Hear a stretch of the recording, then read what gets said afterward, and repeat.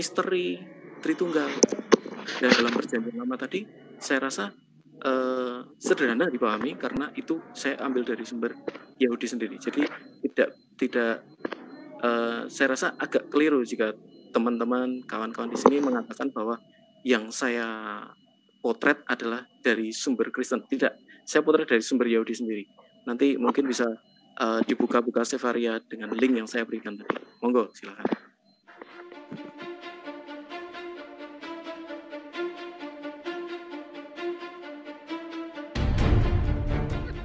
Ya pantas itu kadang diminta share screen, pusing aku lihat. Aduh, itu dia. Baru kali ini debatnya bikin ngantuk ya hari ini. Ini komandan ini bagaimana nih komandan? Kirain saya aja yang ngantuk. Nah itu ada tuh mesin ketik peninggalan Belanda udah masuk. Saudara Cetos, selamat malam. Selamat malam Ustaz. Assalamualaikum buat saudara-saudari kami. Waalaikumsalam. Oh bukan yang ini yang semalam. Yang satu siapa lagi? Oh Deus. Iya sama. Deus. Sama Cetos kok kemarin. Citos Ustaz. Oh Citos silakan. Saya sama Citos aja lah. Terusin biar nggak ngantuk. Saya mengundurkan diri ya. Yusuf lanjut apa-apa, jangan Pak, biarin aja.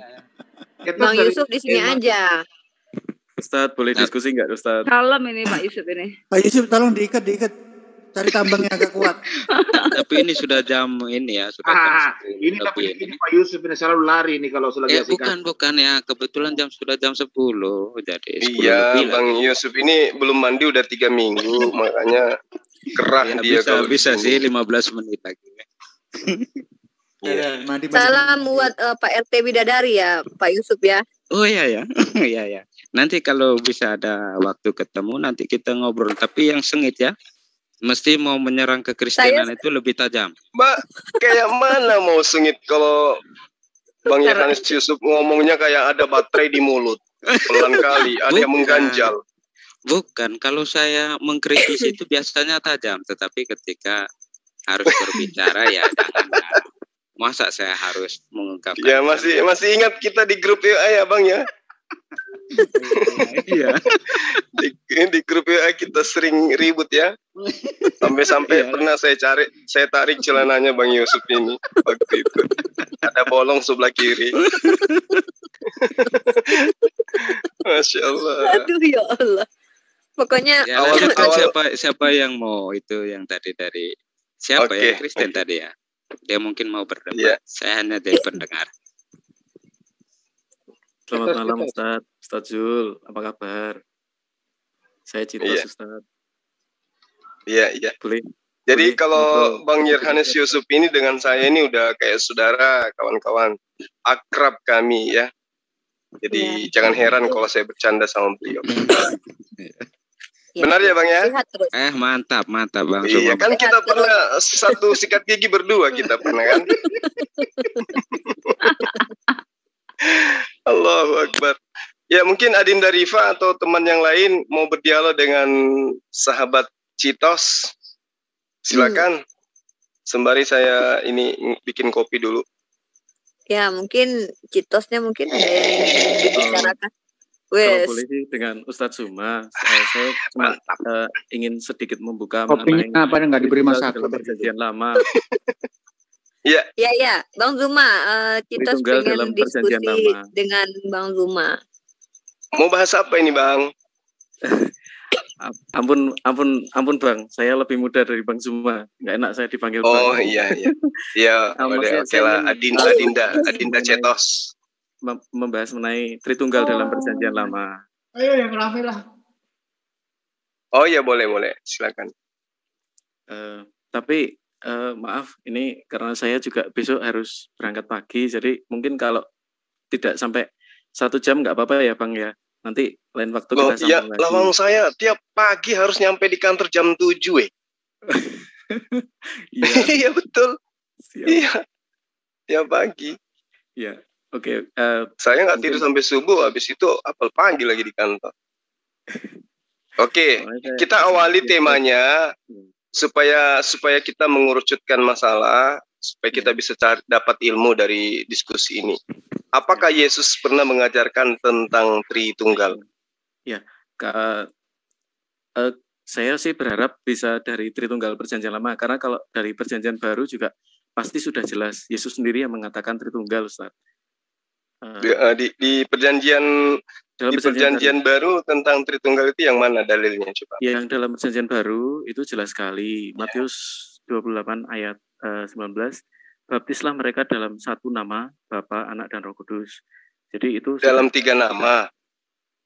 Dalam satu nama, karena kan itu menggunakan onoma ya, bukan onomata, onomati, melainkan onoma itu ini menggunakan singular.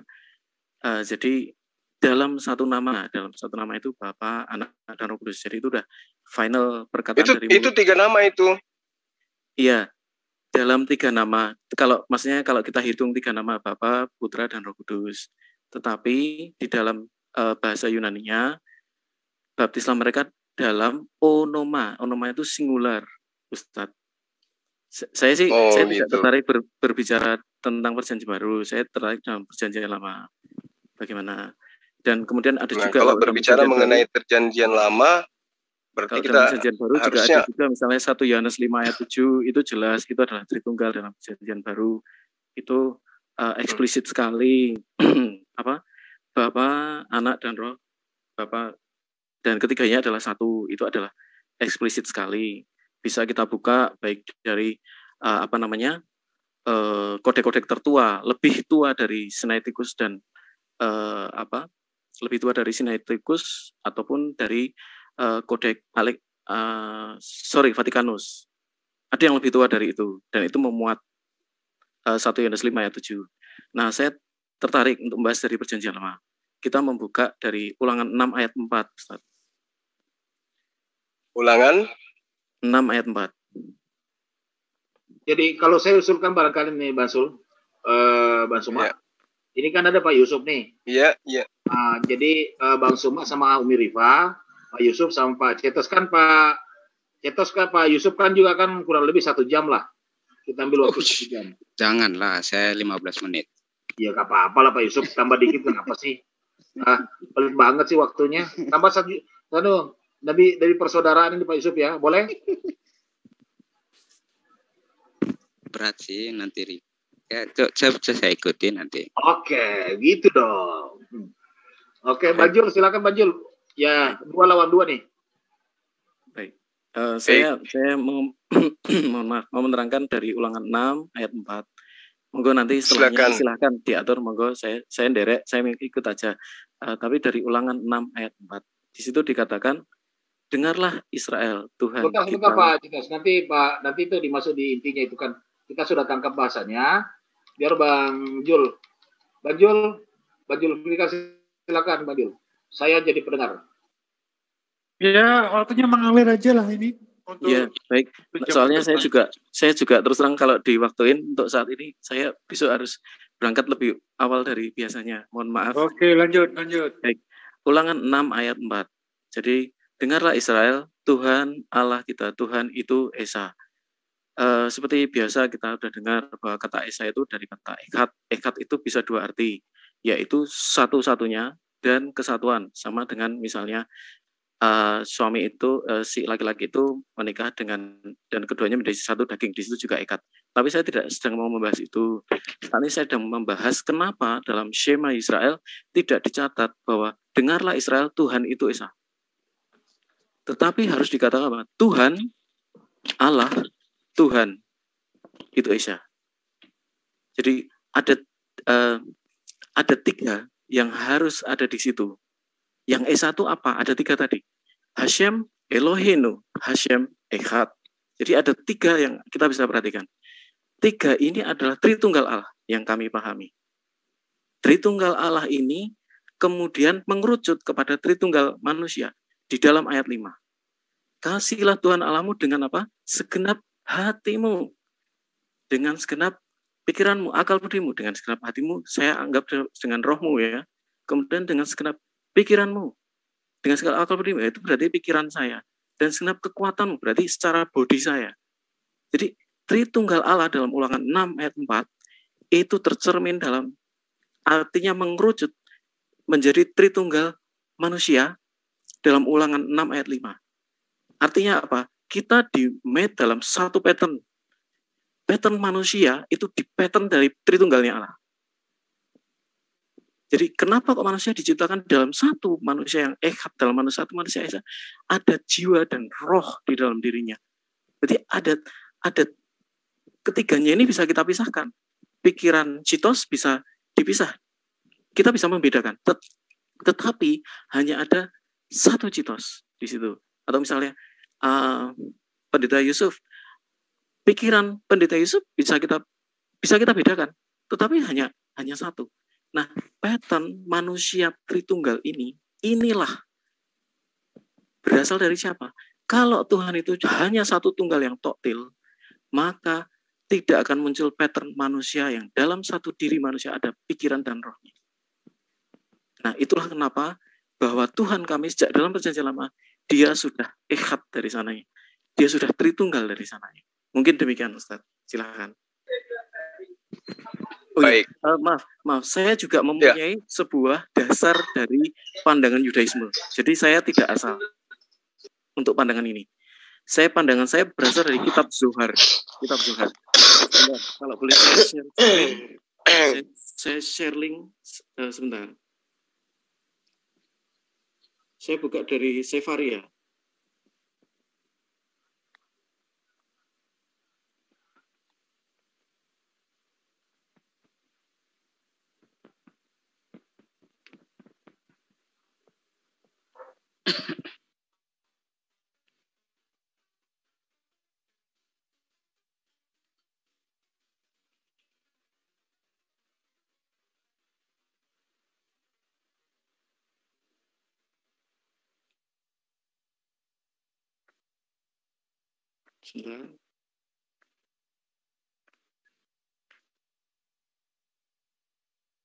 Nah, baik, saya bacakan. Ini adalah berasal, saya lupa namanya Rabi siapa, dia berada pada abad kedua.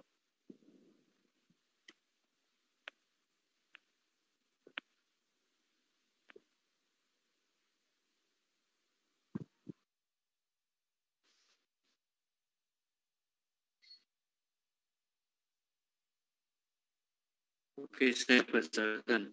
Concerning the meaning of the Shema Israel, the Zohar writes 160.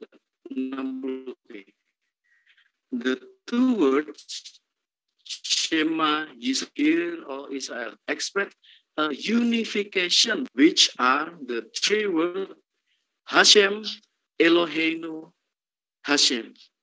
Jadi ada tiga di situ. Hashem, monggo silakan. Baik. Adinda Rifa mau ditanggapin? Atau saya tambahkan sedikit. Halo? Ya. Ya, halo. Ya, saya bisa tambahkan sedikit tentang pengertian Tritunggal yang diambil di dalam kitab Taurat. Ya. Ini karena indikasi yang dimunculkan di dalam. Suaranya kecil, Bang. Halo, bisa dengar? Ya. Ya, ini saya bilang bahwa indikasi yang dimunculkan di dalam Taurat bagaimana menggambarkan tentang Allah, ini yang menjadi titik tolak untuk merefleksikan atau merumuskan tentang Tritunggal. Oleh karena itu, dalam cara pandang atau melihat apa yang dimunculkan, kita tidak bisa pungkiri tentang kemajemukan yang dimunculkan dari Taurat itu sendiri, ya. Ya, salah satu yang seperti kawan ini katakan tentang prototipe yang mau dimunculkan di dalam manusia. Gambaran-gambaran ini yang dikatakan tentang pikiran, roh, dan itu merupakan prototipe yang mau menggambarkan tentang Tritunggal. Tritunggal seharusnya didukung dengan pemahaman filsafat dan pengajaran para bapak gereja, sehingga dalam pengamatan atau mencermati indikasi yang dimunculkan dari Taurat maupun dari Perjanjian Baru, kita bisa melihat untuk mempertanggungjawabkan Alkitab sebagai sesuatu yang bisa dipertanggungjawabkan. Tanpa kerangka Trinitas, bagaimana kita menjawab indikasi yang dimunculkan dari Taurat, apalagi dalam Perjanjian Baru? Seperti yang kawan jelaskan, di dalam Perjanjian Baru itu jelas. Oke, hanya seperti itu.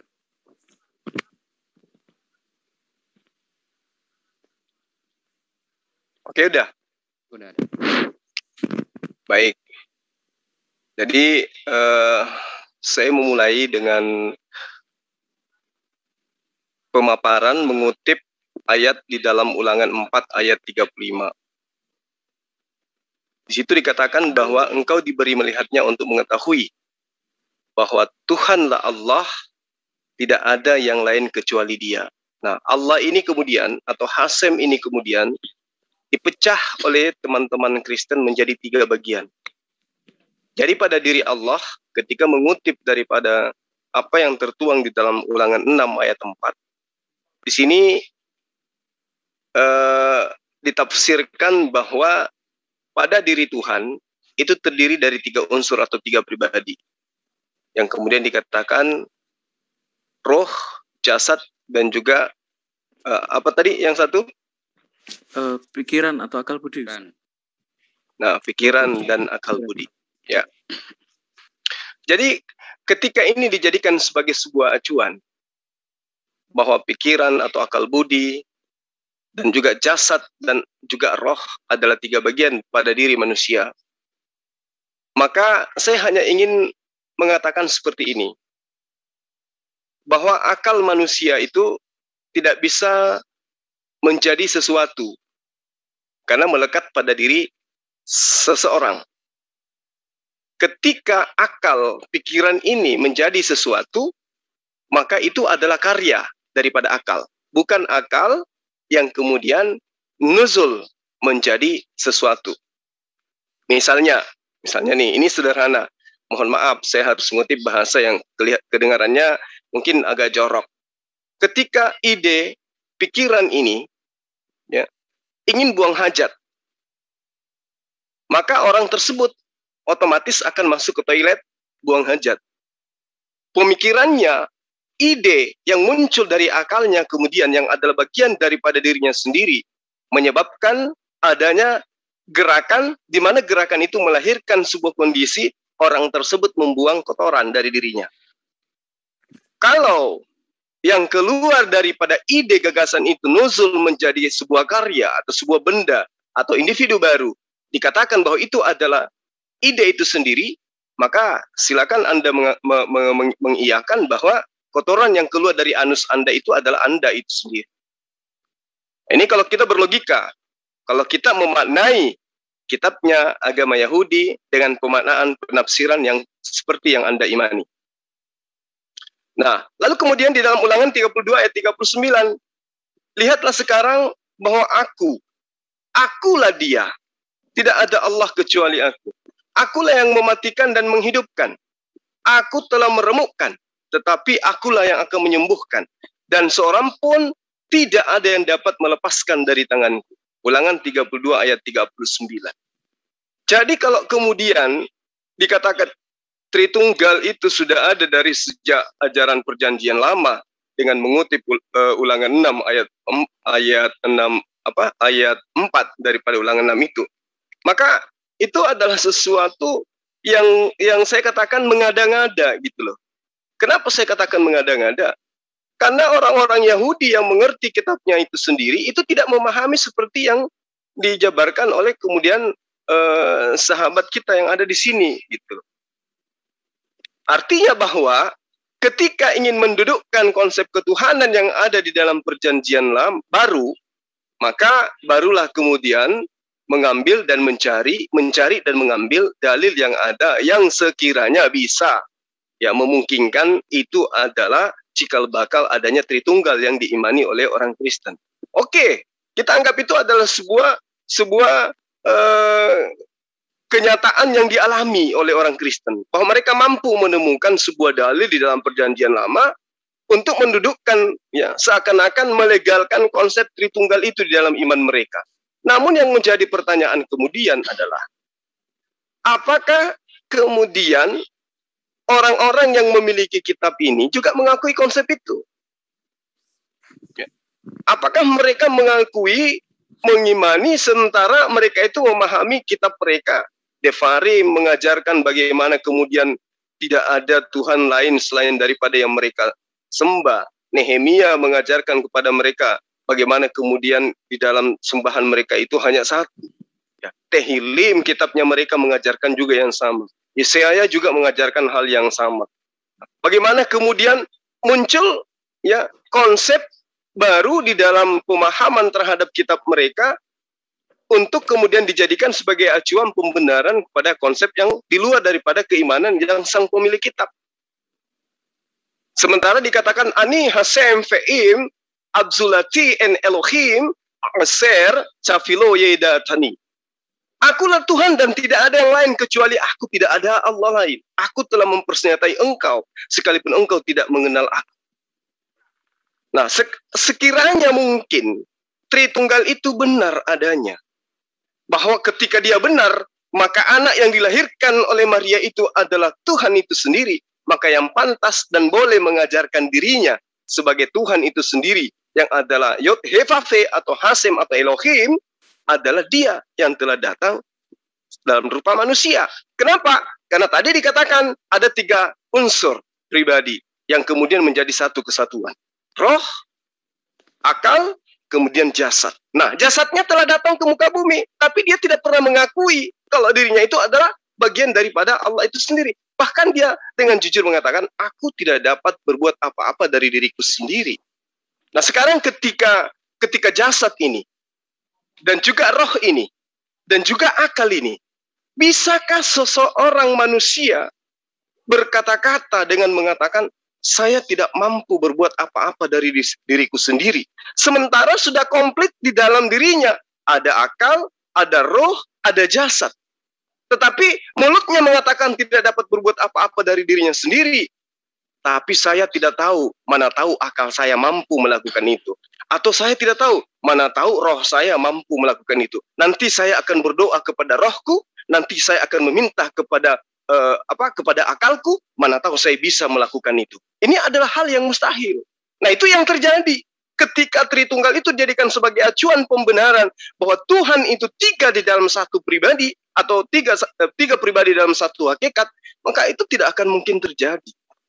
Makanya saya katakan sampai sahabat-sahabat Kristen itu, sampai sahabat-sahabat Kristen keluar biji matanya memplototin itu kitab, tidak akan pernah menemukan Yesus itu adalah Hasem itu sendiri. Tidak akan pernah bisa mencari jalan bagaimana kemudian Yesus yang mereka tuhankan itu duduk sebagai Yod-Heh-Vav-He. Nggak mungkin. Tidak akan pernah sampai kapanpun. Karena pada kenyataannya ajarannya sudah selesai. Dan ternyata pada saat dia datang, dia ajarkan dirinya adalah sebagai manusia. Aku anak manusia. Aku tidak dapat berbuat apa-apa dari diriku sendiri. Nah, sekarang apakah jasad mampu berkata seperti itu, lalu kemudian yang mampu berbuat lebih dari yang diperlakukan jasad itu adalah rohnya, adalah akalnya? Tentu tidak.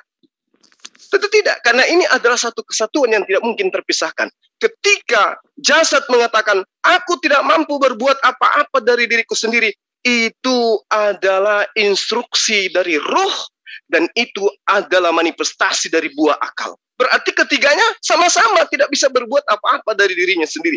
Demikian juga dengan Yesus. Jadi yang bisa berbuat apa-apa dari dirinya sendiri itu adalah esensi yang di luar daripada dirinya sendiri. Sama antara akal, pikiran, jasadku ketika aku mengatakan Zulkifli tidak mampu berbuat apa-apa dari dirinya sendiri. Berarti ketiga aspek yang ada di dalam dirinya itulah yang mengakui itu. Dan yang bisa berbuat apa-apa di luar daripada kemampuan Zulkifli mungkin orang lain, yang pasti adalah di luar daripada ruh, akal, dan juga jasadnya Zulkifli Al-Abbas. Itulah yang terjadi pada Yesus. Nah, tapi kemudian ketika konsep Tritunggal itu jadikan sebuah dalil pembenaran terhadap konsep rumusan-rumusan bapak-bapak gereja mendudukkan Yesus sebagai satu pribadi di antara 3 pribadi yang adalah satu hakikat, maka kembali kepada tadi. Dari mana asal-usul konsep ini? Kalau hanya menggunakan Ulangan 6 ayat 4, terlalu banyak dalil-dalil lain yang membantah konsep itu. Nah, maka muncul pertanyaan, konsep ini sudah benar atau tafsiran Anda yang keliru? Silakan. Halo, Mungkin saya bisa Ibu lebih dahulu Rifa ya mau menanggapi. atau Ya, mau sorry tadi saya keluar. Apa ini H2H atau gimana Bang Zuma? Boleh ditambahkan, Bang Yusuf tadi ngomong kita boleh 10, dia sendiri katanya. Tidak. Begini, Oh, ini tidak. Saya mau mengakhiri ini untuk ya membahas tentang Tritunggal di Perjanjian Lama. Ada tawaran dari Adinda Citos, ya. Beliau sama Bang Yusuf, kita boleh berdua. Oke, boleh. Saya lihat ini ada unsur bahaya dalam menjelaskan Tritunggal ketika kita tidak mendasarkan pada penjelasan yang benar tentang Tritunggal. Oleh karena itu, saya dari pertama sudah meragukan. Cara berpikir yang dibalik-balik seperti ini akan mengaburkan maknanya. Istilahnya apa? Bahwa konsep Tritunggal di dalam kekristenan mesti dilihat dari Perjanjian Baru ini, di mana para bapak gereja melihat indikasi yang dimunculkan dalam Perjanjian Baru. Oleh karena suaranya Bang di volumenya ditambahin sedikit dong. Halo, bisa dengar? Bisa dengar? Sedikit lagi, jangan bisik-bisik. Bukan ini sudah besar, sudah habis. Masih bisa mulutnya dengar? Dilebarin sedikit lagi. Enggak, maksudnya sudah kedengaran belum? Nah, tuh, udah. Ya, takut sama istri mungkin. Bukan. Ini saya sering melihat bahwa di dalam mengajukan kerangka berpikir atau mau menyatakan tentang Tritunggal, kita harus pada posisi yang menjelaskan logika yang tepat ya, sehingga ketika kita bergerak dari Perjanjian Lama untuk menjelaskan Tritunggal, maka akan membuat pertanyaan yang meribatkan untuk pihak Kristen menjawabnya, karena Tritunggal ini sendiri harus dilandasi dari pemikiran-pemikiran Bapak Gereja yang mau memunculkan atau mereka melihat indikasi yang ada di dalam Perjanjian Baru. Ketika ini dilihat betul dan mulai melihat ternyata ada juga indikasi di dalam Perjanjian Lama, sehingga pandangan-pandangan teologis yang ada di dalam Perjanjian Lama tidak serta-merta mau menyampaikan bahwa ini adalah Tritunggal. Itu yang perlu diperhatikannya, sehingga dalam penyampaian penjelasan tentang rumusan Tritunggal mesti ada dasar pemahaman filsafatnya untuk memahami bagaimana kerangka pikir para bapak gereja dalam menyusun Tritunggal itu sendiri, di mana dari indikasi yang dimunculkan di dalam Perjanjian Baru yang sudah jelas dari sini, baru kita melihat di dalam Perjanjian Lama tentang apa yang mau dimunculkan, tentang kemajemukan. Tetapi ketika berbicara tentang Allah yang Esa seperti apa? Karena cara pandang ini harus kembali kepada terang Perjanjian Baru. Oleh karena itu, saya sangat tidak setuju ketika mengatakan Yahudi juga mempunyai pandangan seperti ini, karena Yahudi tidak mengenal Trinitas. Itu yang perlu dipahami juga untuk semua Kristen ya. Oke. Karena saya boleh menambahkan sedikit, Pak? Ada ceritanya. Kalau miskin tuh enak. Nanti banyak ceritanya, kira naik mobil. Ada yang noise? Naik mobil kebayang, ingat nggak Cin? Kita dulu naik sepeda berdua. Hobi ya, XD itu noise kayaknya. Kalau Anda nikah langsung kaya itu nggak enak. Ada cerita. Oke. Bang Zuma, saya boleh tambahkan sedikit? Silakan. Oke. Kita membahas tentang Tritunggal, entah di Perjanjian Lama, entah di Perjanjian Baru, dan memang kalau saudara-saudara Kristen memahami Tritunggal itu adalah Tuhanan yang benar berdasarkan dalil-dalil yang mereka kutip di Perjanjian Baru. Dan sekarang tadi Citos ingin membawa bahwa Tritunggal itu sudah ada di Perjanjian Lama, bukankah begitu tadi di awal ya? Iya, betul.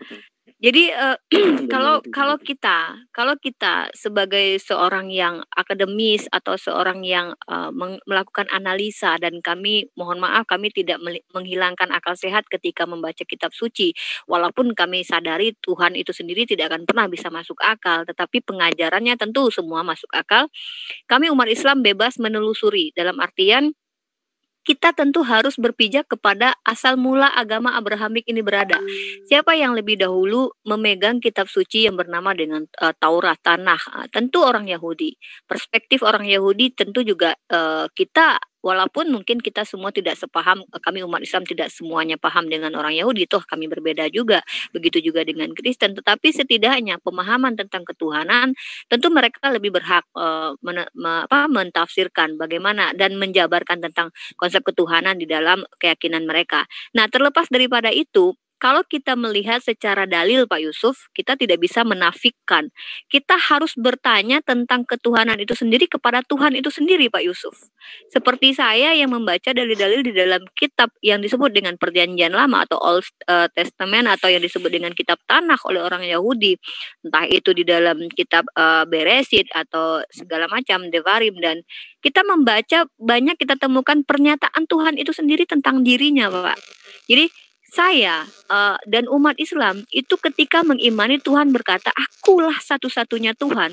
Tentu kami percaya dengan mengatakan kami betul-betul percaya dengan pernyataan Tuhan itu dan tidak akan mengingkarinya dengan mengimani, oh ternyata ada sosok lain yang berhak dipanggil Tuhan. Karena Tuhan itu sendiri yang katakan, ini ada di dalam kitab Yesaya 44 ayat 6. Beside me no others God lah, atau segala macam dia katakan, tidak ada lagi Tuhan selain aku, duhai Yakub engkau yang kupanggil, aku tidak ada lagi Tuhan yang dibentuk setelah dan sebelum aku, Yesaya 43:10. Dan itu yang orang Islam katakan beriman itu begitu Pak. Beriman itu mempercayai semua perkataan Tuhan sesuai dengan perkataan Tuhan, karena kami mengimani Tuhan itu tidak akan pernah ingkar dengan perkataannya. Ketika dia katakan dia maha besar, maka dia tidak akan mengecil.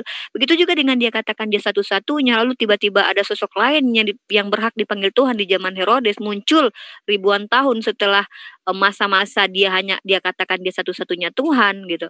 Nah, ini kan hal yang boleh kami tepis dengan akal sehat kami. Nah, terlepas juga dengan dinyatakan adanya Tritunggal di dalam Perjanjian Lama, sementara kita tahu konsep orang Yahudi tidak begitu. Tentu kembali lagi ke awal, orang Yahudi yang lebih berhak mentafsirkan kitab suci mereka yaitu Tanakh, dan kita tahu ya kalau orang Kristen lebih berpatokan kepada Perjanjian Baru. Nah, jadi itu dia tadi, kita dudukkan masalah ini, bertanyalah kepada Tuhannya Bani Israel, siapakah dia, bagaimanakah dia, hakikatnya dia, atau esensi dari Tuhannya Bani Israel. Kemudian kita tanya kepada Yesus, siapa Yesus menurut Yesus? Itu yang lebih fair menurut saya. Kalau kita berdasarkan pengertian bapak-bapak gereja yang saya tangkap dari pernyataan Pak Yusuf, bapak-bapak gereja seolah-olah bapak betulkan, merekalah yang menghadirkan Tritunggal ini. Lalu bagaimana dengan konsep ketuhanan orang yang ribuan tahun sebelum bapak-bapak gereja datang, Pak Yusuf? Mereka tidak mengenal istilah yang namanya Tritunggal, ada anak Tuhan, kecuali mohon maaf ya orang Yunani ya sudah mengenal istilah Tuhan berkeluarga. Tetapi bagaimana dengan mereka pemegang kitab Taurat yang mereka tidak mengenal ada Tuhan Bapa, Tuhan Anak, Tuhan Roh Kudus segala macam. Tentu mereka tidak mentafsirkan Roh Kudus itu sebagaimana Pak Yusuf dan kawan-kawan Kristen mentafsirkan. Nah, itu lebih fair. Kita kembali ke pernyataan Tuhan itu sendiri tentang dirinya. Kita kembali ke pernyataan siapa Yesus menurut dirinya. Nah, itu dari saya dulu pembuka. Silakan dilanjutkan Bang Zuma dan yang lainnya. Terima kasih. Permisi, oke, mungkin sebelumnya ditanggapin mungkin dari Adinda siapa Citos, silakan. Oh iya, baik. Jadi sebelumnya memang saya kutip dari Sefaria ya. Jadi saya nggak kutip dari situs yang lain. Artinya memang saya berusaha menonkan Kristen dalam pendapat ini. Gitu. Jadi bahkan misalnya di Wikipedia pun bisa dilihat Tritunggal Allah dalam perspektif Yahudi, terutama dari kitab Zohar. Dan yang pertama tadi memang saya tunjukkan bukti dari Yahudi sendiri. Kitab Zohar menurut yang saya pahami dibuat oleh Rabi Simeon ben siapa itu ada di abad kedua. Jadi itu adalah kitab patokan dari Yahudi Kabalah. Jadi kitab Zohar sendiri bisa melihat ada Hashem, Eloheinu, Hashem. Bahkan mereka bertanya, kenapa nggak dibilang Hashem, Echad? Tetapi harus Hashem, Eloheinu, Hashem. Nah, itu dalam satu paragraf itu ada ayat keempat dan ada ayat kelima. Ayat kelima inilah yang menjadi penjelasan dari Hashem Elohim Hashem tadi, itu istilahnya apa ya? Menjadi pattern. Jadi dalam diri manusia yang echad juga ini, manusia tidak bisa dibilang tunggal loh. Manusia juga echad, karena di dalam diri manusia kita menyadari kita memiliki akal budi, kita memiliki roh. Nah, dalam hal ini memang kekristenan bisa membedah, dalam artian membedah apa sih yang ada dalam diri Allah tadi. Oh, ternyata di dalam diri Allah yang Esa tadi terdapat pikirannya dan terdapat rohnya. Kalau misalnya ada teman yang bukan 1 tambah 1 sama dengan 3. Nggak ada 1 tambah 1 tambah 1 sama dengan 1. Tidak ada hal seperti itu. Loh, tapi pada kenyataannya, Citos dengan pikiran Citos, akal budi Citos, dan dengan roh Citos adalah Citos yang satu. Ustadz Zuma dengan pikiran beliau dan dengan roh beliau adalah 1 Ustadz Zuma. Bukan 3 Ustadz Zuma. Jadi, misteri Tritunggal dalam perjanjian lama tadi saya rasa sederhana dipahami karena itu saya ambil dari sumber Yahudi sendiri. Jadi tidak saya rasa agak keliru jika teman-teman kawan-kawan di sini mengatakan bahwa yang saya potret adalah dari sumber Kristen. Tidak, saya potret dari sumber Yahudi sendiri. Nanti mungkin bisa dibuka-buka Sefaria dengan link yang saya berikan tadi. Monggo, silakan. Baik. Jadi gini, ketika kita menjadikan seruan di dalam Ulangan 6 ayat 4 itu sebagai pembenaran bahwa Tritunggal itu adalah konsep yang sudah benar, karena itu adalah merupakan 3 pribadi dalam satu hakikat, maka kita tidak bisa mengenyampingkan dalil-dalil lain yang ada di dalam kitabnya Bani Israel. Seperti misalnya di dalam Kejadian 1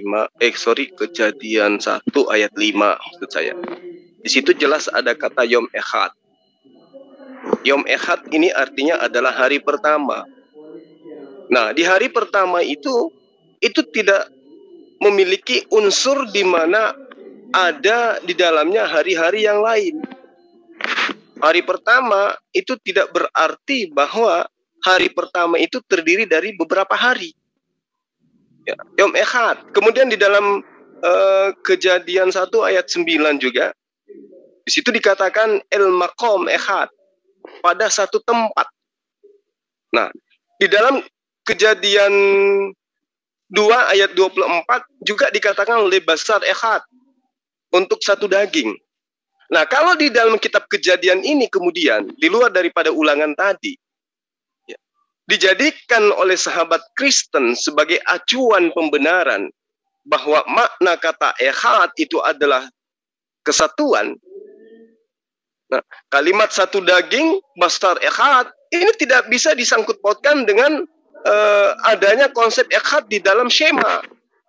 Karena Shema itu adalah konteks ayat yang berbeda dengan pernyataan-pernyataan yang seperti satu daging, ya, satu tempat dan seterusnya. Kenapa?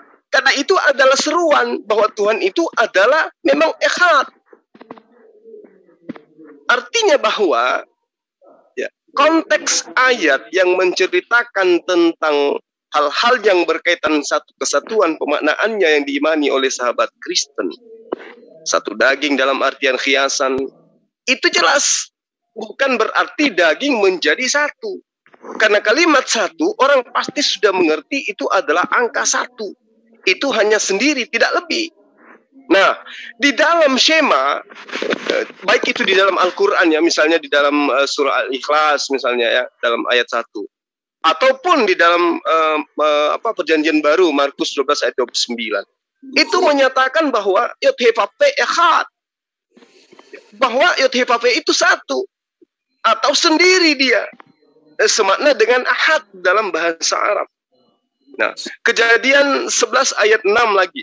Di situ dikatakan satu bangsa. Nah, ayat ini bukan bermakna satu kesatuan, melainkan penggunaan echad merujuk kepada suatu komunitas yang lebih dari satu orang. Nah, ayat ini pun bukan dasar dari satu kesatuan. Ayat ini konteksnya yaitu bangsa. Karena kalimat bangsa itu adalah orang-orang yang lebih dari satu. Jadi kalimat echad, ya, atau akhad, atau esa, itu bisa bermakna esa dan bisa bermakna satu kesatuan, akan tetapi, tolong digarisbawahi, harus sesuai dengan konteksnya. Jadi kalimatnya bermakna hiasan atau bermakna harfiah. Jika Shema, ya, di dalam Ulangan 6 ayat 4 dan juga Al-Ikhlas ayat 1 ataupun Markus 12 ayat 29 dinyatakan bahwa Tuhan itu esa dalam kesatuan, ini jelas janggal. Kenapa saya katakan janggal? Ya, karena konteks di ayat ini menyatakan Yod-Heh-Vav-He itu adalah echad, Allah itu adalah ahad. Kita tahu bahwa Tuhan itu satu. Jadi jelas maknanya ayat itu adalah sendiri, bukan satu kesatuan. Ini harus dipahami dengan baik. Sama ketika di dalam, bisa sedikit teman ditutup dulu. Ya. Tolong yang lainnya yang tidak berkepentingan ditutup mic-nya ya, biar nggak mengganggu. Karena saya butuh konsentrasi penuh, jangan sampai saya keliru gitu. Nah, sama ketika saya mengambil 2 kalimat atau 3 kalimat 3 kata di dalam Kejadian 42 ayat 16 misalnya. Di situ dikatakan Shelhu mikem echad, utuslah darimu seorang. Loh. Lalu kemudian dikatakan benai ish echad, anak-anak satu ayah. Nah, ayat ini jelas membantah bahwa kata echad atau ahad itu bukan bermakna satu kesatuan yang dianggap sebagai dasar trinitas, bukan. Nah, kalau berbicara mengenai targum, kata echad itu menjadi kad, ya. Jadi di manakah kemudian ketika ditargum sendiri dikatakan kata echad itu dibaca dengan cara bacaan ejaan kad, lalu satu kesatuan itu di mana dasarnya? Hanya tafsiran bahwa echad itu Tuhan itu adalah roh, Tuhan itu ada jasadnya, Tuhan itu ada kemudian idenya dan gagasannya. Nah, kalau itu yang menjadi acuan, saya hanya ingin mengajak Anda untuk menganalisa dengan menggunakan pola pikiran atau bahasa Bang Yohanes Yusuf, kerangka berpikir gitu loh. Oke lah, kita tinggalkan dalil-dalil tadi. Kita tinggalkan semua itu. Kita mencoba untuk menganalisa titik kebenaran daripada rumusan yang tadi. Tuhan memiliki 3 pribadi. Daging, kemudian ide, dan juga ruh. Nah, apabila sang pencipta alam semesta itu memiliki daging, berarti pencipta alam semesta itu adalah makhluk. Nah, kalau pencipta alam semesta itu juga memiliki roh, berarti sekali lagi saya katakan bahwa dia juga adalah makhluk. Lalu bagaimana kalau dia punya ide, punya gagasan? Ini perlu dipahami. Manusia muncul ide dan gagasannya ketika jasad dan roh itu menyatu. Apabila roh dan jasad ini terpisah, ide, gagasan itu tidak ada. Nah, apakah Tuhan mengalami hal yang sama? Ketika dia menjadi daging, yang satu masih roh, lalu kemudian idenya seperti apa? Lalu kemudian muncul pernyataan, yang Anda gambarkan itu kan kemanusiaan. Sementara Tuhan itu kan tidak ada yang membatasi. Nah, justru itu berarti tentang Tuhan tidak bisa kita mengada-adakan dengan penafsiran yang tadi. Kenapa saya mengatakan seperti itu? Karena kenapa? Manusia, roh, jasad, ide, pikiran. Jangan lupa, ada pipisnya, ada ee-nya, ada ludahnya. Apakah itu bagian daripada jasad manusia? Ayo, berarti gugur trinitas itu. Kenapa? Manusia itu punya kotoran. Manusia itu punya pipis. Nah, bagian yang pipisnya dan kotorannya, ee-nya itu bukan jasadnya. Lalu mau dikemanakan itu? Ketika itu diambil sebagai acuan pembenaran trinitas kepada sang pencipta alam semesta. Ada rohnya, ada firmannya, ada idenya, ada jasadnya. Lalu kotorannya gimana? Jadi apa dia di sisi Allah, di sisi Sang Pencipta? Nah ini, jadi berabe kalau kita mengajak orang-orang untuk memahami konsepnya Kristen dengan mencoba untuk mengais-ngais ayat di dalam kitab Perjanjian Lama. Sekali lagi saya katakan, bene is echad atau shilku miken echad itu tidak menceritakan tentang satu kesatuan. Silakan ditambahkan atau disanggah. Jadi mohon izin, Ustaz. Jadi yang pertama saya berawal dari pemahaman Yahudi ketika saya sampaikan ini. Yang pertama, yang kedua, saya berulangi bahwa pattern manusia itu dibuat dari pattern apa? Makanya kan di Kejadian 1 ayat 26. Baiklah kita menciptakan manusia dalam rupa dan gambar kita. Jika Tuhan itu satu tunggal yang toktil, maka gugurlah ayat tersebut. Karena terbukti bahwa manusia benar-benar diciptakan dalam gambar Allah. Di dalam diri satu manusia terdapat akal budi dan ruhnya. Dikatakan dalam Perjanjian Baru bahwa Roh Kudus keluar dari Bapa. Juga dalam Perjanjian Baru bahwa firman keluar dari Bapa. Jadi sebelumnya ada di dalamnya.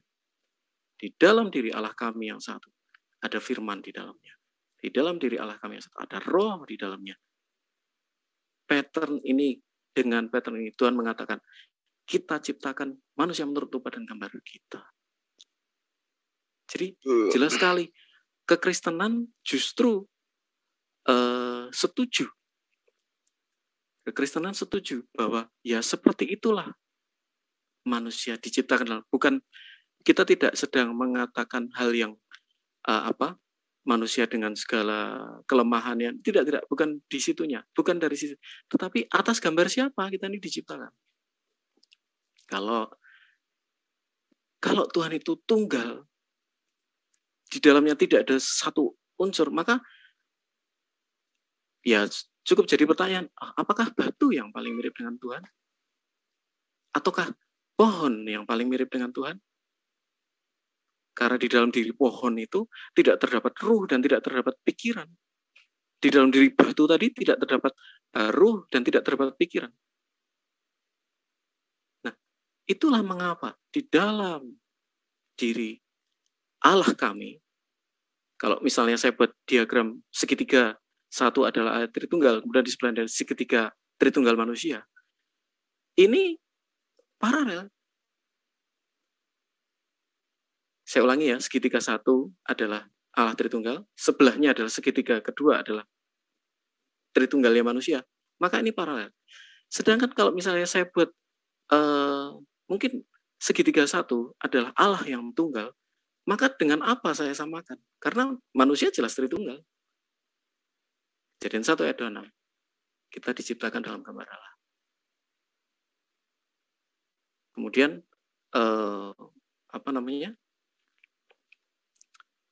istilah Tritunggal sendiri pun sebenarnya ada dalam Alkitab. Jadi dalam bahasa Yunani-nya Tres, Eisin, Emi. Kalau tidak salah seperti itu. Di dalam 1 Yohanes 5 ayat 7. Jadi misalnya, apakah tauhid ada dalam Al-Quran? Misalnya seperti itu. Oh, tidak ada. Tapi apakah Trinitas ada? Ya baca aja 1 Yohanes 5 ayat 7. Ketiganya adalah satu. Treis, Eisin, Emi. Atau apa ya, saya tidak terlalu paham bahasa Yunani. Saya juga, ya seperti itu. Kemudian jelas sudah ditegaskan oleh Tuhan Yesus bahwa Bapa, Anak, dan Roh ini adalah satu Allah. Silakan, monggo. Ada satu lagi. Mengenai ikat, saya mau tampilkan screen dari. Oh ya, selesaikan dulu. Kirain udah selesai tadi Citos. Mohon maaf. Ya. Sebentar. Saya jawab itu ya Bang Zuma ya, ruh yang datang dari Allah ya. Monggo. Saya screen dari. Hamba juga Gurunda, linguistiknya ini loh. Ya. Saya 1, Kelvin 1.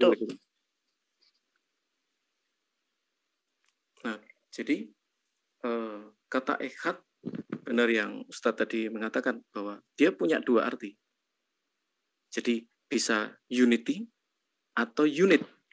Jadi ada dua arti. Nah, ini salah satu contohnya dari ancient Hebrew. Mungkin bisa dibaca sendiri.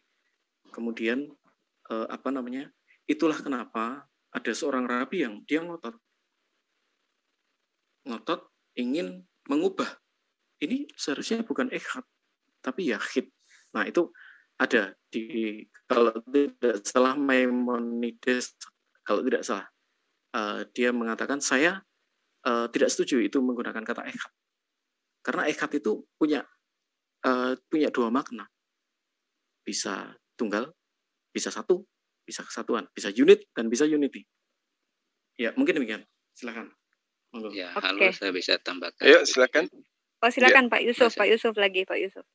Ya, begini, dalam mencermati Trinitas itu sendiri, ketika yang kawan tadi mengatakan prototipe yang mau digambarkan melalui gambaran, maksudnya kita manusia sebagai gambaran dari Allah, ini juga ada dalam pengertian Islam tentang mengenal Allah seperti mengenal diri sendiri. Maksudnya akan ke situ.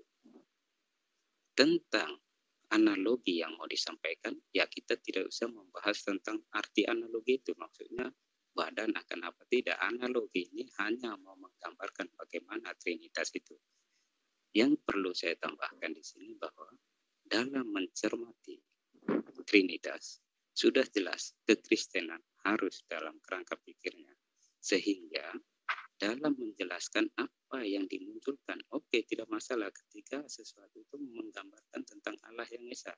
Tetapi Esa yang bagaimana? Karena kita juga tidak bisa pungkiri bahwa di dalam Taurat sendiri memunculkan Allah yang majemuk. Seperti yang kawan itu katakan tentang hal penciptaan serupa dengan gambar kita. Kita siapa? Ini bahkan orang Yahudi pun tidak bisa mengelak untuk menjawab apa kemajemukan yang dimunculkan di dalam Taurat. Itu jelas dari ayat pertama sudah dikatakan Allah, roh Allah, firman Allah. Ini yang akhirnya membuat atau indikasi-indikasi ini yang harus suaranya besarin sedikit Pak, kecil suaranya. Ya, indikasi-indikasi seperti inilah yang harus dijawab. Karena ketika berbicara tentang Esa, ya tidak ada masalah karena itu juga akan berlaku bagi Yahudi sekalian. Tetapi ketika memandang kemajemukan yang ditampilkan di dalam Taurat seperti salah satu contoh Kejadian 1:26 ya, seperti kawan ini katakan bahwa tentang penciptaan menurut gambar dan rupa kita. Di sini Allah yang berbicara. Kita, siapakah kita di sini? Kemajemukan inilah yang dijawab, yang dibedah oleh kekristenan dalam menanggapi, menjawab apa yang mau disampaikan dari Alkitab. Ya, seperti itu. Sehingga dalam penjelasan analogi tentang gambaran manusia, seperti apa kita mengenal Allah, seperti kita mengenal diri sendiri, ada dalam prototipe ini. Bukan berarti nanti kita menjelaskan tentang analogi ini lagi. Karena apa? Karena analogi ini mau menggambarkan tentang Allah itu seperti apa. Bukan berarti nanti fisik, fisik berarti makhluk, tidak. Analogi ini mau menggambarkan tentang Allah yang Esa itu. Allah yang Esa itu seperti apa? Di dalam pembedahan kekristenan mengamati Alkitab itu akan menjawab indikasi yang dijawab. Tanpa rumusan Trinitas, bagaimana kita mempertanggungjawabkan? Seperti salah satu contoh. Itu ayat 26, 1:26 itu. Bagaimana kita bisa dijelaskan? Itu jelas sama sekali. Bahwa kemajemukan yang dimunculkan di dalam Taurat, ini ada sesuatu yang perlu diperhatikan. Tentang masalah ehad atau apa, ya semua pasti tahu. Atau tentang yang Esa ini semua tahu, tidak ada problem tentang kekristenan maupun keyahudian bahwa Allah itu Esa, tetapi Esa yang bagaimana? Oleh karena itu kekristenan lebih melihat, membedah apa yang dimaksud dalam kacamata kekristenan, karena perjanjian baru harus mewarnai pengertian yang ada di dalam Ini ya, sehingga di dalam iman kekristenan bahwa Yesus adalah pemenuhan janji. Oke ya, seperti itu. Oke. Saya tanggapi tentang firman dari Tuhan adalah Tuhan, kemudian ruh dari Tuhan adalah Tuhan ya Pak Citos ya. Sebenarnya dengan tanggapan Anda yang mengatakan ruh atau ruah Elohim artinya ruh yang dari Tuhan itu adalah Tuhan itu sendiri, sebenarnya statement ini memberikan harus menghasilkan konsekuensi untuk umat Kristen, bahwa kata-kata ruah Elohim ini yang terdapat di dalam kitab Kejadian 1 ayat 2 yang artinya adalah Tuhan itu sendiri juga harus diterima oleh umat Kristen di dalam 1 Samuel 18:10 yang bahasa aslinya juga adalah ruah Elohim yang artinya ruh dari Tuhan, tetapi sayangnya ruh di sini adalah ruh jahat, juga harus adalah Tuhan itu sendiri, Pak. Harus fair ketika mengambil sebuah teks lalu mengartikannya dan bahasa aslinya sama, Veruah Elohim atau Ruhullah di dalam bahasa Arabnya artinya adalah Allah, berarti orang Kristen juga harus terima konsekuensi bahwa roh jahat yang daripada Allah itu berkuasa atas Saul itu adalah Tuhan itu sendiri juga, gitu loh, karena bahasa aslinya adalah ruah Elohim. Nah, di 1 Samuel biar nggak lama, Bapak silakan lihat sendiri di Sefaria 1 Samuel 18:10 apakah sama penulisannya dengan versi tadi apa tidak gitu, silakan dipelajari sendiri. Itu sama dengan bahasa di dalam bahasa Arab adalah ruhullah, ruh yang datang dari Allah, bukan berarti dia, tetapi semua ini semua yang ada selain pada Allah itu datang dari Tuhan itu sendiri. Semua ada karena Tuhan itu sendiri gitu. Mau dia roh jahat, roh apapun manusia, ini berasal dari Tuhan. Begitu konsep keimanan dalam Islam. Lalu masalah kata ehad. Kalau Bapak bilang Tritunggal manusia ini juga berasal dari Tritunggal, ada roh segala macam. Saya kembali lagi ke konteks bahasanya ya. Kalau kita lihat lagi di dalam kitab Sefaria yang Bapak katakan itu, di dalam kitab Samuel juga ya, Joshua. Bentar saya mau screen biar nggak lama nih. Joshua 12 ayat ke-10 sampai ke berapa itu, panjang ke bawahnya. Di sana dikatakan Raja Ehad, raja itu satu. Tunggu, saya kalau bisa share screen ini. Nah, ini nih. Raja negeri Yerusalem, yaitu Raja Hedom, satu. Di situ Ehad, satu. Tidak ada lagi raja lain selain raja itu satu. Jadi Ehad ini maknanya ya satu tunggal. Nah, terlepas dari perspektif Kristen, satu itu satu Tritunggal dan segala macam. Tetapi penggunaan kata satu ini, dan Tuhan katakan akulah satu-satunya Tuhan, tidak ada lagi Tuhan di sisiku, yang lain itu ada di dalam kitab Yesaya. Berkali-kali kami umat Islam membacakan ayat itu. Nah, dan juga umat Kristen lah yang sangat berani menantang pernyataan atau tantangan dari Tuhannya Bani Israel di dalam Yesaya 46 ayat 5 yang bertanya kepada seluruh manusia pada masa itu, dengan siapa kalian hendak menjadikan aku sehingga kami sama? Orang Kristen yang berani menjawab tantangan dari Tuhan itu, iya, ini ada Yesus yang setara dengan kamu, sementara Yesus mengatakan Bapa lebih besar daripada aku. Tidak mungkin yang diutus lebih besar daripada yang mengutus. Tidak mungkin tanah liat dikatakan tukang periuk. Berkali-kali perumpamaan itu disampaikan oleh Yesus. Tetapi ya kembali lagi keimanan kita masing-masing. Yang jelas adalah umat Islam tidak akan pernah meninggalkan akal sehatnya ketika mempelajari sebuah keyakinan atau memahami kitab suci, karena ketika Tuhan itu menurunkan kitab suci, Tuhan berikan kepada manusia yang berakal, bukan kepada orang yang tidak berakal. Tuhan tidak mungkin mempersulit hamba-hambanya mengerti dan memahami apa yang dia ajarkan, dan tentu saja pengajarannya ini pasti masuk akal walaupun dia sendiri tidak akan pernah bisa masuk akal. Dan agama kan udah berkali-kali saya katakan nggak bisa diakal-akali karena ada bukti-bukti tekstualnya. Nah, itu dari saya. Kelvin mungkin katanya ingin menambahkan, silakan.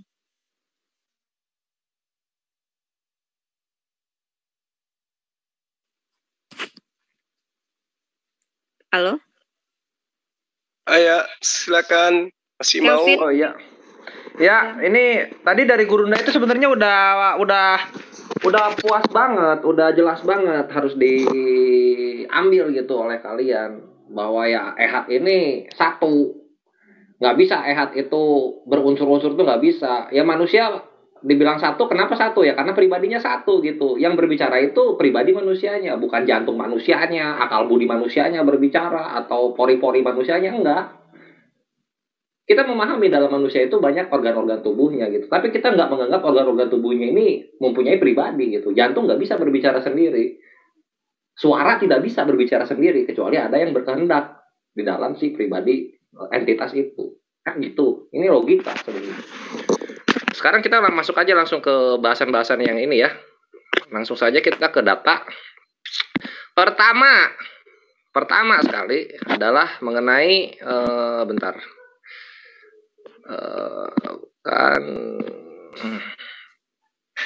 Nah ini kita mengenai ehad.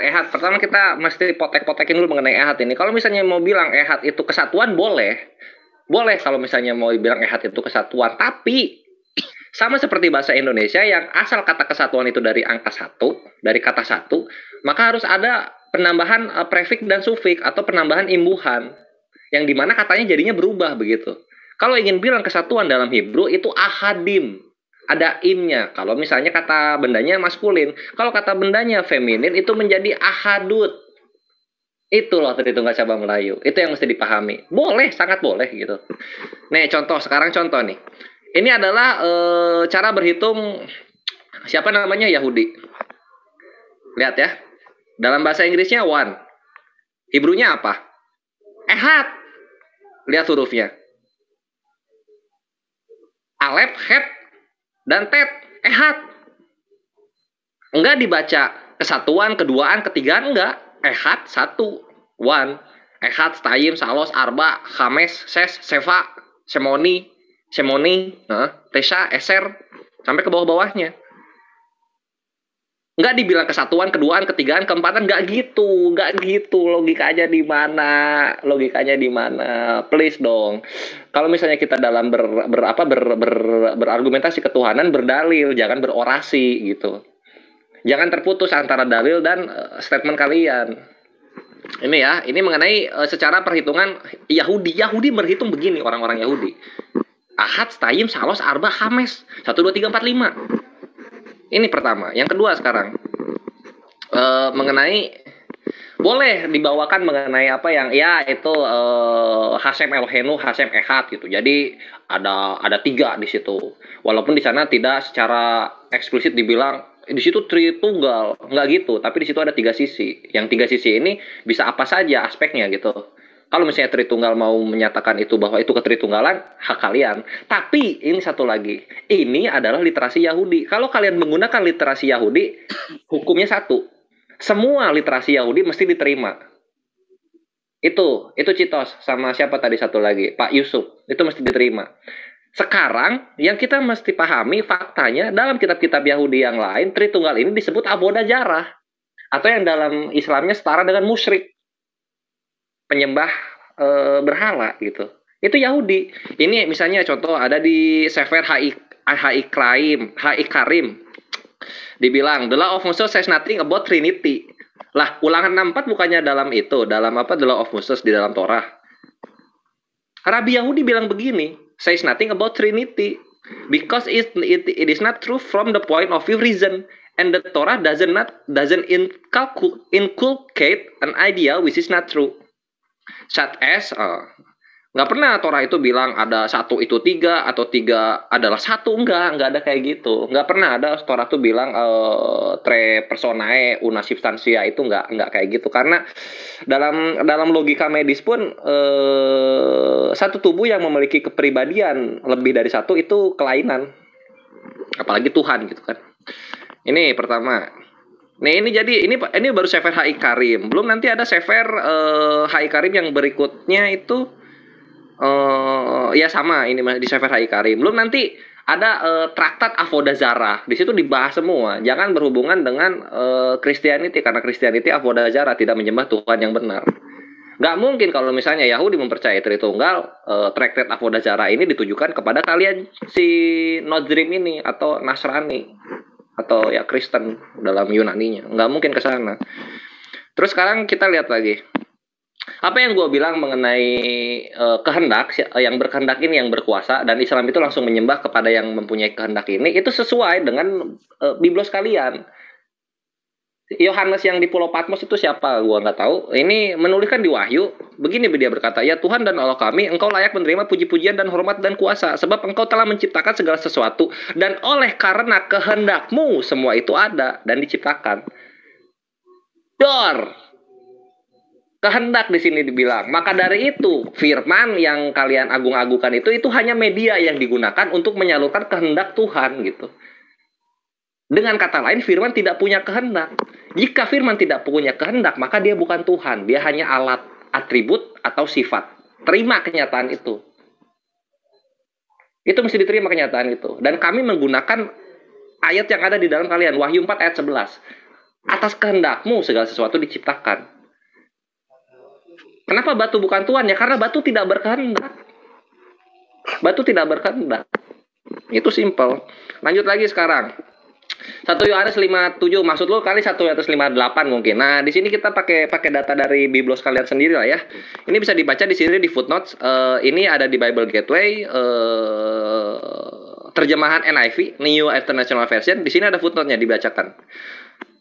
1 John 5:8, let manuscripts of the Vulgate testify in heaven, bla bla bla bla, bla bla bla bla. Nah, di dalam kurungnya ini yang nyelekit, not found in any Greek manuscript before the 14th century.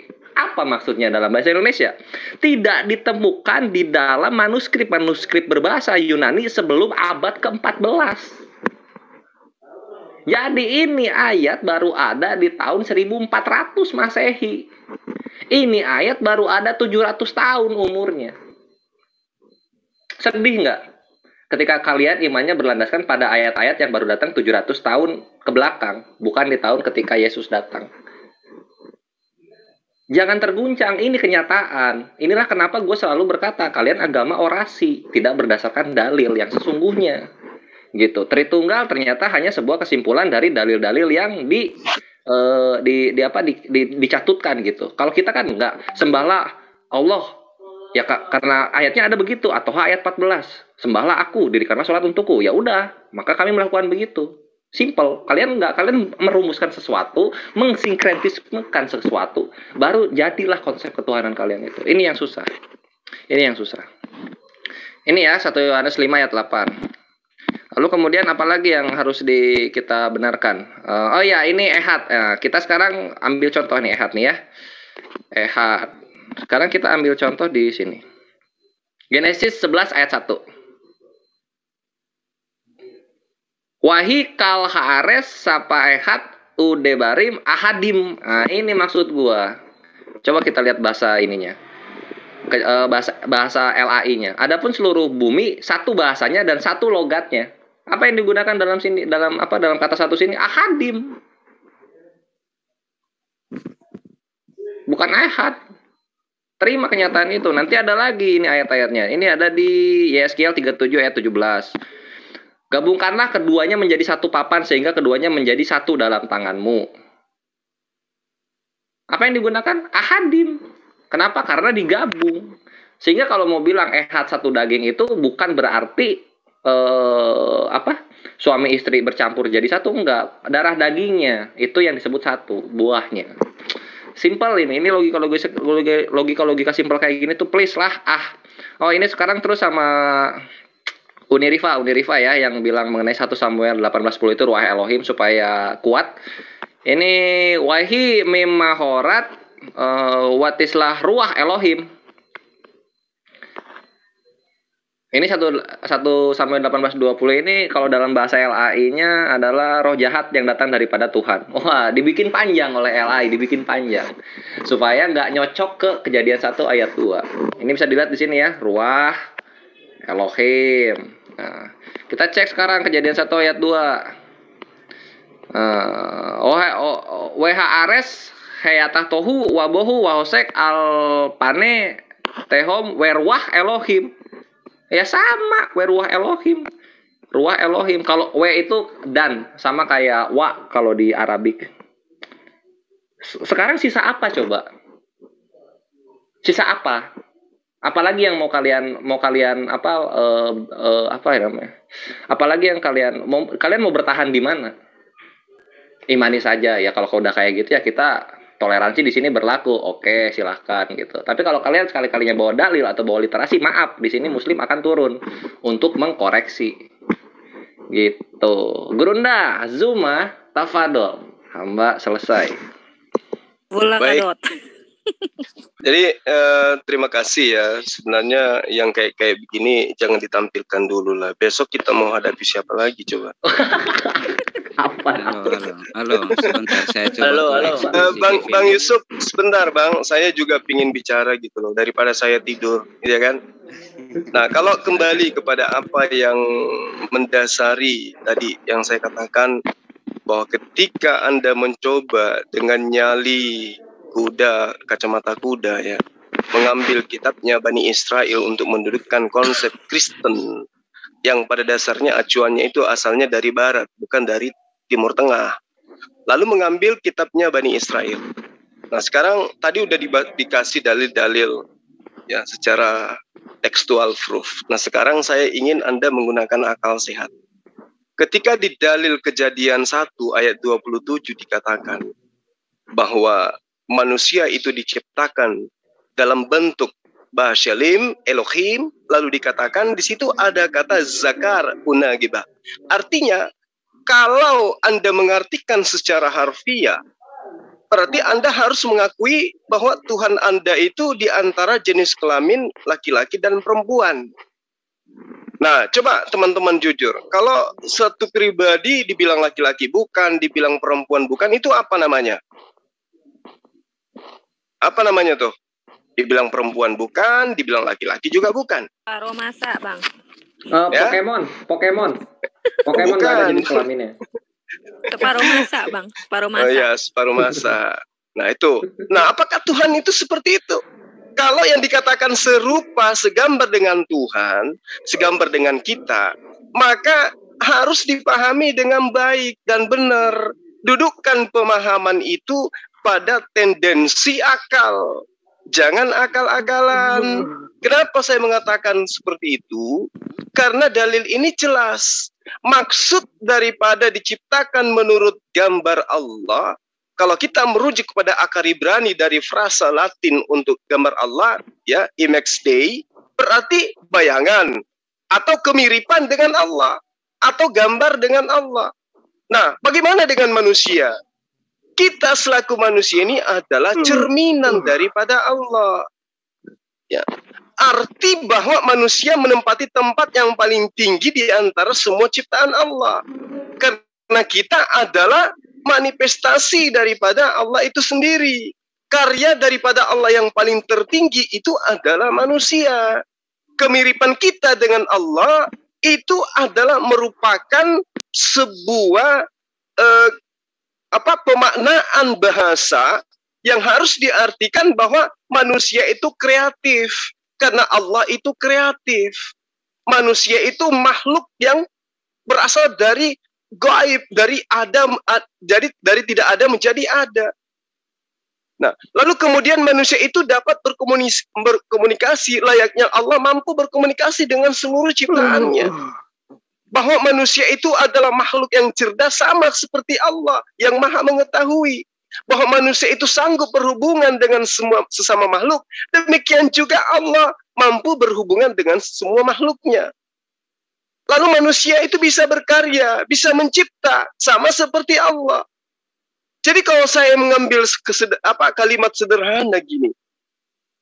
Saya, Zulkifli, membuat sebuah gambar. Di mana gambar ini saya buat untuk dijadikan sebagai acuan membentuk satu bangunan. Sebelum saya membentuk bangunan, saya membuat gambarnya. Lalu saya memanggil orang-orang yang ada di sekeliling saya dengan mengatakan, ayo, mari kita membuat rumah serupa dengan gambar kita. Artinya rumah yang akan saya bangun ini serupa dengan gambar saya. Gambar yang saya sudah buat, bahwa saya akan menciptakan bangunan yang sama seperti gambar saya. Bukan berarti sama dengan wujud saya, sama dengan diri saya, bukan. Tetapi itu tadi, sama ketika sama ketika misalnya seorang tukang kayu, ya, ini saya ambil bahasa yang umum. Seorang tukang kayu ketika membuat sebuah karya, meja atau kursi itu adalah cerminan daripada tukang kayu tersebut. Yakin dan percaya, kalau tukang kayunya baru belajar hari ini, kemudian bikin meja, percayalah, mejanya itu akan tidak akan baik, tidak akan sesempurna seperti orang yang ahli membuat meja. Maka meja yang tidak baik itu adalah cerminan daripada tukangnya yang baru sehari belajar. Lalu bagaimana dengan meja yang baik? Meja yang cantik, unik, klasik. Maka meja yang cantik dan klasik itu akan kita cari. Siapa yang membuat ini? Kenapa? Karena meja yang cantik itu adalah cerminan daripada yang membuatnya. Bukan berarti tukang meja itu adalah meja itu sendiri. Bukan. Tetapi meja yang cantik itu adalah cerminan, gambar dari pribadi sang pembuatnya. Itulah dikatakan di dalam ayat ini sangat jelas. Bahwa ketika Allah mengatakan, wa yibra Elohim et ahadem, ya, ahadam be'asalmo beselem Elohim bara oto zakar unageba bara otam. Artinya Allah ingin membuat sosok ciptaan yang, ya, sempurna, sama seperti kemiripan Allah, melihat, mendengar, merasakan, dan seterusnya dan seterusnya. Jadi sederhana sebenarnya. Saya menjelaskan ini kepada Adinda Citos karena saya tahu bahwa Anda hanya akal-akalan mengambil kitabnya orang, menafsirkan kitabnya orang untuk mendudukkan rumusan-rumusan gereja bahwa Tuhan itu tiga pribadi dalam satu hakikat. Itu hanya penafsiran Anda terhadap dalil kitabnya orang lain. Maka saya memberikan penjabaran dengan akal supaya Anda paham. Saya katakan kembali dari pernyataan saya yang awal. Sampai biji mata Anda terlepas dari cangkangnya, dari tempatnya, Anda tidak akan bisa menemukan Yesus itu adalah Yod He Vav He dengan cara apapun. Sampai alisnya itu pindah di belakang, dagu pindah ke atas, kaki pindah di dada, tidak akan pernah bisa Anda membuat Yesus itu menjadi Yod He Vav He. Itu dari saya. Silakan. Oke, mungkin saya dulu ya. Baik. Ya, baik. Silakan. Ya, begini dari Suma dulu ya tentang ini. Oke. Yang penjelasan tentang Kejadian 1:26 tidak memfokuskan tentang nanti. Suaranya Pak agak besarkan sedikit Pak. Ya, halo, sudah dengar? Iya, biar kita dapat belajar dari Bapak Pak. Sayang kalau nggak dipakai apa ilmunya. Ya, begini. Tentang kejadian itu tidak memfokuskan pada ciptaan, maksudnya manusia. Kita berbicara tentang Allah ya. Di situ dimunculkan kemajemukan kita. Ini yang dicermati kekristenan. Ya, pembahasan tentang orang Kristen mengambil kitab orang Yahudi ini pembahasannya lainnya. Itu satu. Kedua, itu memunculkan kemajemukan yang ada. Ini yang dijawab kekristenan. Itu ya, tentang ini. Apa yang dimaksud dengan kita di situ? Itu satu. Yang tentang siapa?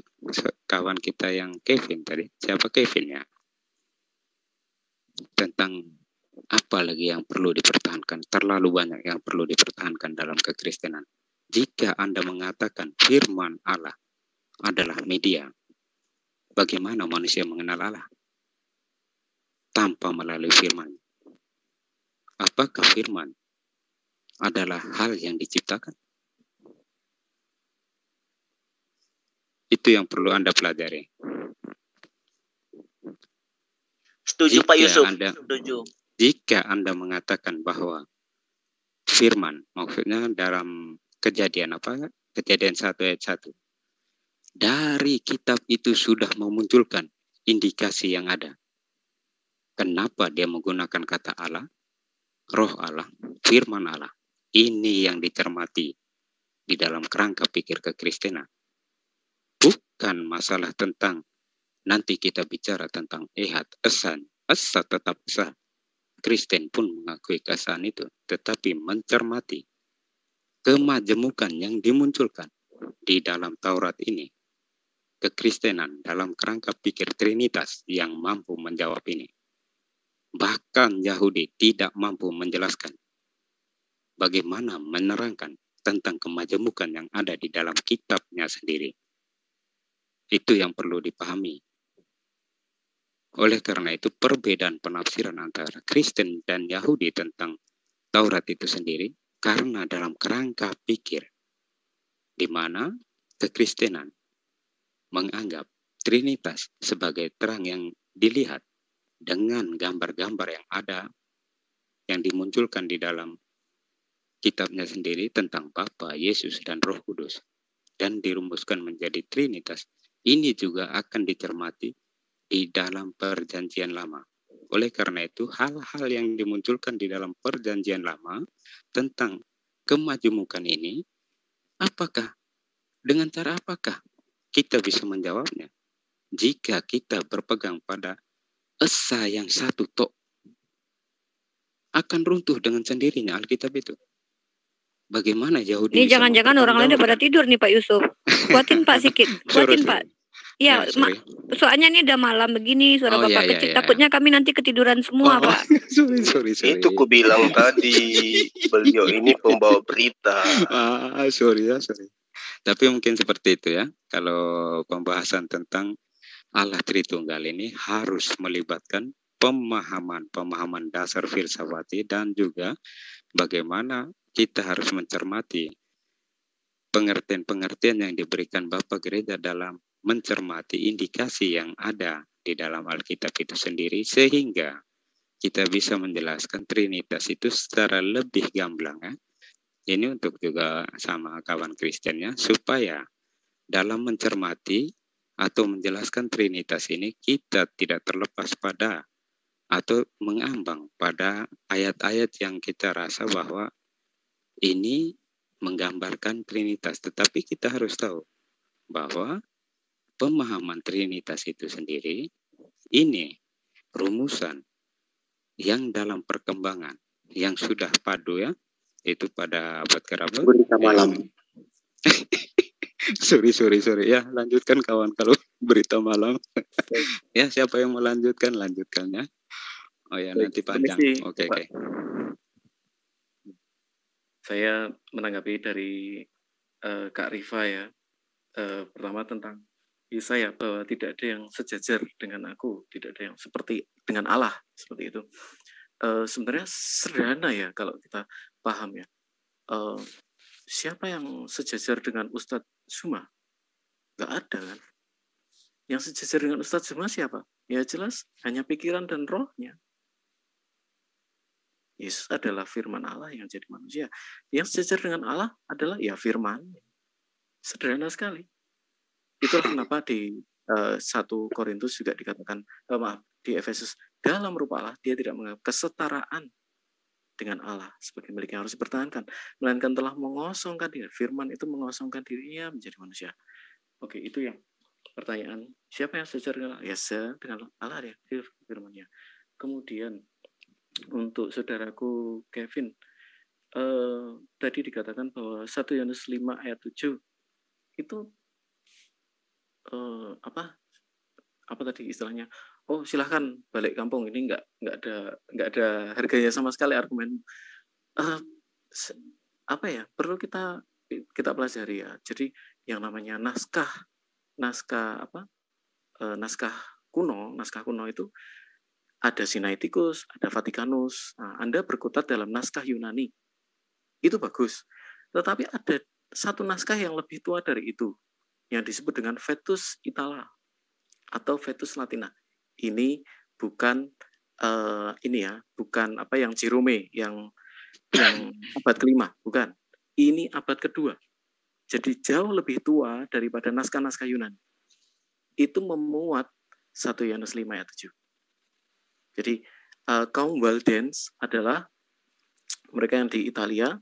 Mereka jemaat Walden sudah ada tahun sejak 130 Masehi. 130 Masehi mereka sudah ada. Nah, pada tahun 157 Masehi mereka sudah menggunakan Vetus Itala, dan Vetus Itala memuat Bapa, Firman, Roh, ketiganya adalah satu. Oke, itu yang kemudian mengenai avodazara. Yang sebelumnya yang saya sharingkan di sini adalah pandangan Yahudi.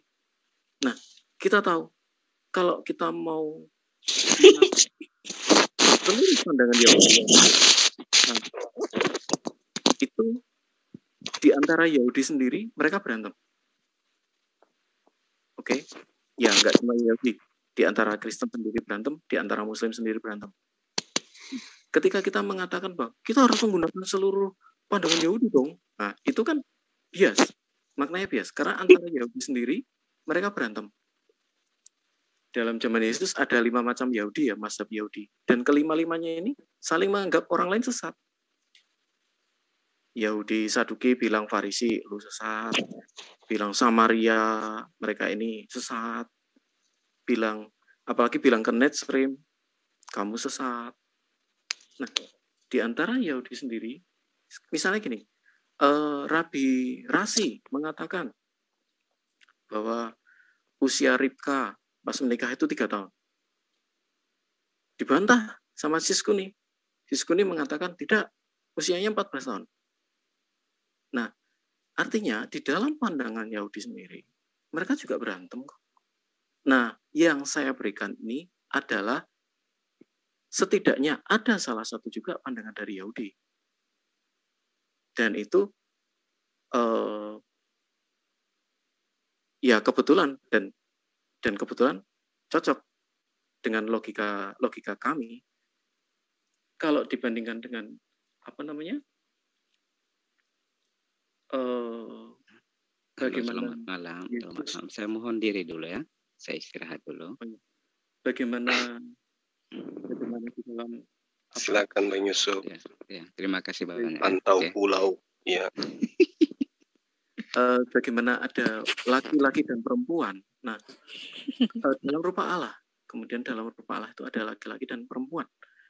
Sebelumnya, untuk apa sih Tuhan menciptakan bumi? Nah, kita kan harus memiliki pemahaman sampai ke level frekuensinya Tuhan. Ada dalam pemahaman Yahudi ada 3 ya. Ada Da'at, ada Sakal, dan ada satunya lagi Binah. Binah, Da'at, kemudian apa? Bukan Sakal, saya lupa apa satunya. Nah, ketiganya ini berusaha mencoba memahami apa sih yang di dalam pikiran Allah itu. Dan memang umat beragama, dia harus bisa sampai ke satu frekuensi dengan Tuhan. Nah, apa tujuan Tuhan menciptakan sebuah bumi? Menurut pandangan Kabalis, Tuhan ingin dalam sebuah biduk dia bisa bersekutu dengan ciptaannya.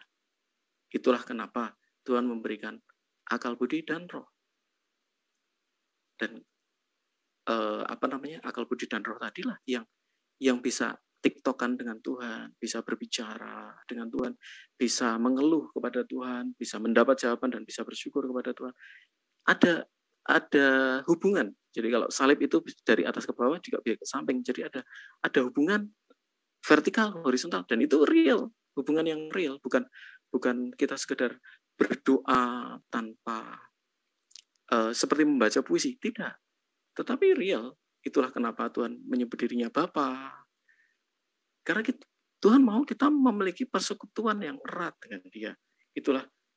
Jadi tidak dalam konteks Tuhan itu berarti cowok atau cewek, sama sekali. Kita tidak berpikiran seperti itu. Bahkan ketika nanti meninggal pun kita dalam tubuh kemuliaan, kita tidak ada gender cowok cewek.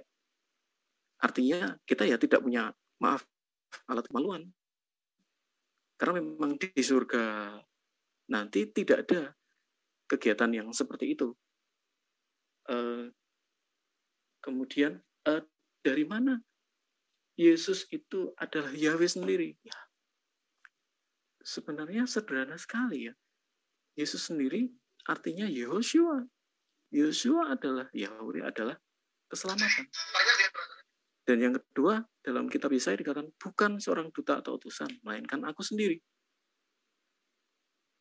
Nah, itu mungkin demikian. Monggo Ustadz dan Mas Kevin dan Kak Rifa, silakan. Boleh bertanya, Mas Titos.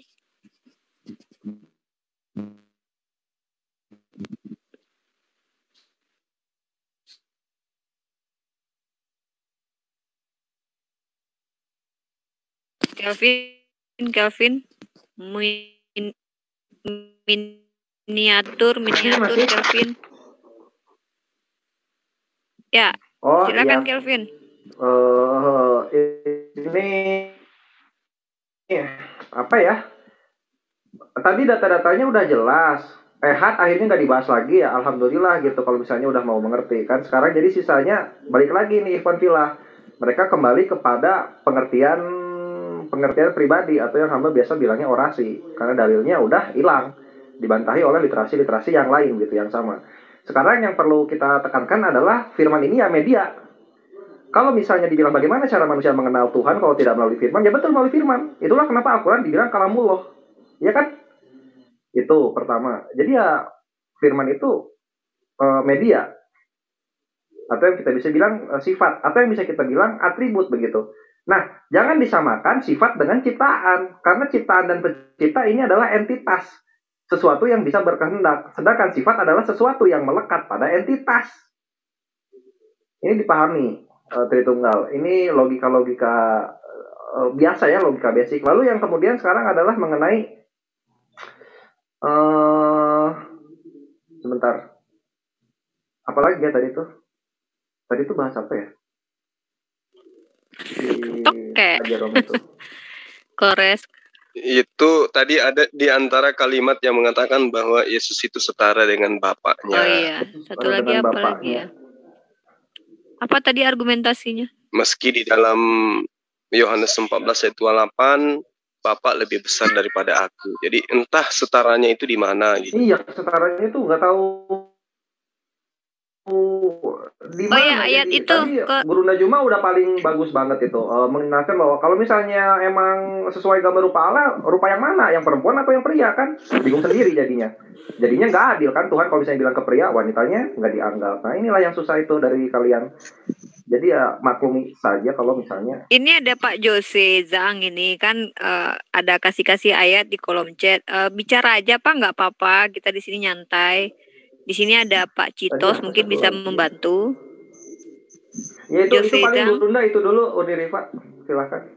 Udah habis soalnya, mereka udah nggak bawa dalil lagi. Mau apa lagi? Ya ini loh Bang Zuma, ada di sini ada Pak Jose Zhang ini kan ketik-ketik ayat nih. Mungkin ingin membantu temennya kan, ingin membantu Citos mungkin berargumentasi. Kalau saya bentar lagi nih, udah mau tidur ini bentar lagi. Bang Zuma juga kan besok juga ini.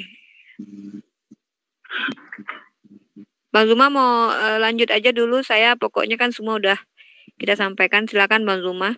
Iya, jadi kalimat terakhir dari Citos tadi mengatakan bahwa bukan duta